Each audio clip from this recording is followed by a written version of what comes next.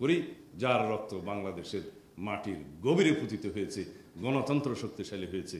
আজ পর্যন্ত তার সুযোগ্য উত্তরসূরি হিসেবে আমাদের নেতা জনাব তারেক রহমান আন্দোলন সংগ্রাম করতে করতে, ত্যাগ স্বীকার করতে করতে, রাজনৈতিকভাবে অভিজ্ঞ হতে হতে ফ্যাসিবাদ বিরোধী এই গণতান্ত্রিক আন্দোলনে শীর্ষ নেতা হিসাবে পরিচালনা করতে করতে যে রাজনৈতিক জ্ঞান এবং মেধা সম্পন্ন হয়েছে, আমরা তাকে অহংকারের সাথে বলতে পারি, যার ধমনীতে শহীদ রাষ্ট্রপতি জিয়া রহমানের রক্ত প্রবাহিত, যার ধমনীতে দেশনেত্রী বেগম খালেদা জিয়ার রক্ত প্রবাহিত, যার কর্মপরিকল্পনায় মেধা জ্ঞানে শ্রমে বাংলাদেশের স্বার্থ ছাড়া আর কিছুই নেই, তিনিই কেবল বলতে পারেন সবার আগে বাংলাদেশ।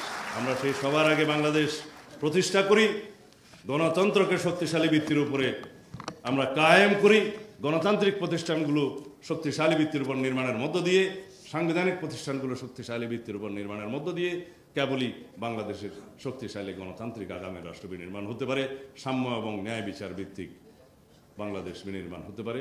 সেই বাংলাদেশ বিনির্মাণের জন্য আমাদের আপনাদের সবাইকে আগামীতে ভোটাধিকার প্রয়োগের ক্ষেত্রে সবাইকে সচেতনতা সৃষ্টি করতে হবে। সেই কাজটাই আপনারা করবেন।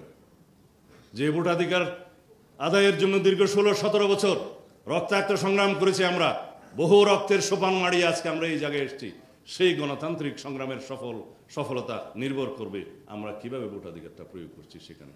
এই রাস্তায় এই গণতান্ত্রিক উত্তরণে যারাই বাধার সৃষ্টি করবে বিভিন্নভাবে আইনিয়ে বিনিয়ে, তাদেরকে জনগণ প্রত্যাখ্যান করবে বলে আশা করি। খোদা হাফেজ। বাংলাদেশ জিন্দাবাদ। ও আমাকে বাংলাদেশ জাতীয়তাবাদী দল জিন্দাবাদ। এখানে কি সবাই ছাত্র দল? বাংলাদেশ জাতীয়তাবাদী ছাত্র দল জিন্দাবাদ।